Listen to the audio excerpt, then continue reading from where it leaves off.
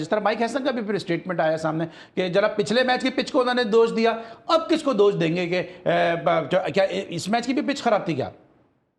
یا مجھ سے پوچھ رہے ہیں؟ آپ ہی ہیں یا اور کون ہے؟ میں نے کہا شاید آپ اپنا کچھ انالیسس کرنا چاہ رہے ہیں. ماشاءاللہ سے علی سلمان بھائی بھی بڑی اچھی باتیں کرتے ہیں, ہم سیکھتے رہتے ہیں ان سے.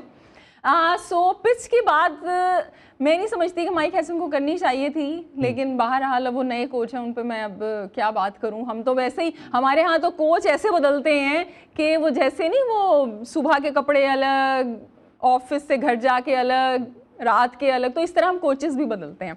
سو آئی وش کہ مائک ہیسن یہاں پہ رک جائیں. اور جہاں تک پچ کی بات ہے تو دیکھیں پچ مشکل ہے, پچ سلو تھی. یہاں پہ جو پیسرز تھے جو کہ چینج آف دا پیس کر رہے تھے, ان کو فائدہ ہو رھا تھا. لیکن اس پچ کو آپ بلیم نہیں کر سکتے. 111 پہ آؤٹ ہو جاتے ہیں اور بنگلہ دیش والے پھر 133 تک لے جاتے ہیں. ہمارے ورسٹ ہسٹری ہے کہ جب 5 کھلاڑی آؤٹ ہوئے ہیں تو یہ پاکستان کی T20 کی ہسٹری کا ورسٹ سکور ہے 15 رنز, اور ہمارے 15 پہ 5 آؤٹ ہو جاتے ہیں. تو آپ دیکھیے کتنے بڑے ایشوز ہیں نا, کہ آپ سے رن نہیں بن رہے ہیں. وہی ڈیتھ اوور کے مسئلے مسائل کے, کہاں آپ نے اتنی جلدی آؤٹ کر لیے, انہوں نے 86 سے لے جا کے 133 بنائے, آخر کے 4 اوورز میں 47 رن بنا دیے.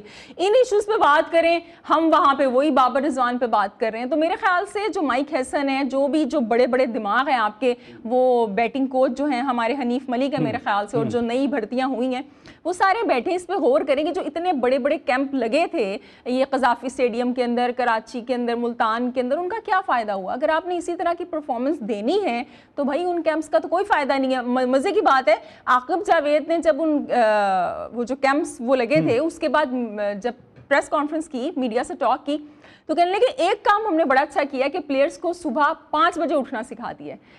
مطلب اگر آپ جو ایتھلیٹس ہیں ان کو صبح 5 بجے اٹھا کے خوش ہو کے اپنی اچیومنٹ سمجھ رہے ہیں نا, تو پھر یہی رزلٹ آنا چاہیے.